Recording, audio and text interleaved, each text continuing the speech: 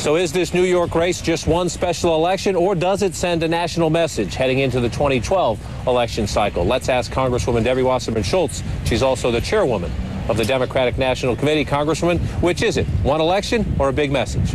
Oh, I think it sends a very strong national message to Republicans, and I hope what they come away with in yesterday's election results is that Americans do not want to end Medicare as we know it. They don't want the safety net that is Medicare pulled out from underneath our senior citizens. They understand that entitlement reform is necessary, and Democrats want Republicans to sit down at the table with us and really hammer out a compromise, a workable solution, so that we're not balancing all the pain and all the hurt on the backs of our seniors. And I think the voters in the 26th district in New York sent a very strong signal to that effect yesterday. I mean, John, it's the 426th worst district for Democrats in the country. There's only 9 districts out of 435 that are worse than this one for Democrats, and a Democrat won the election, and it was Medicare. I want to talk about the policy in a minute, but I want to focus now on the politics. Medicare was a big issue, and I want you to listen here to a snippet of one of the ads from your candidate, the winner, Kathy Hochul.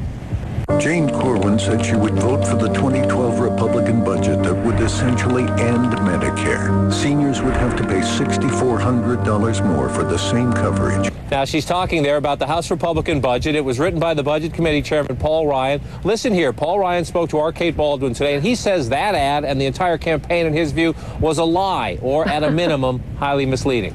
You handed the political playbook to the Democrats for 2012? If you're willing to lie and demagogue Medicare and scare seniors, then yeah, they have a political weapon. I'd say shame on them for lying to seniors. They've distorted this so much. Remember one thing, our plan doesn't change benefits for a person 55 years of age or higher. Now, I know, Congresswoman, Madam Chairwoman, you don't like what Paul Ryan proposes, but he is right that what he proposes would not affect anybody age 55 or older, and the Democratic rhetoric suggests something otherwise, does it not?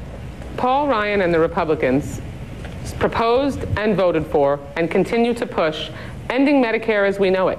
So whether you're 65 or 55, what they did was that they proposed an additional $6,400 in costs for seniors in health care, and in exchange in that budget, a $200,000 additional tax break for the wealthiest Americans. I mean, that's not a fact that they can run away from as much as they might try.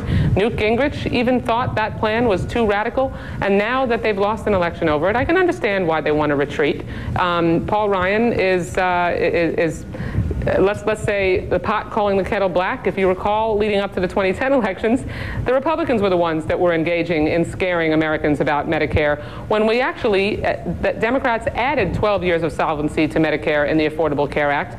We also made sure that we closed the donut hole. We made sure that we had prevention and wellness in the Medicare, where they couldn't get coverage for that before the Affordable Care Act passed. So when it comes to lying and distorting the facts about which party is supportive of Medicare and trying to make sure that it's better for seniors and which party wants to end it, I think it's pretty clear that the people that want to end it is clearly the Republicans. They've proposed it, they own it, and now they're going to have to be held accountable for it.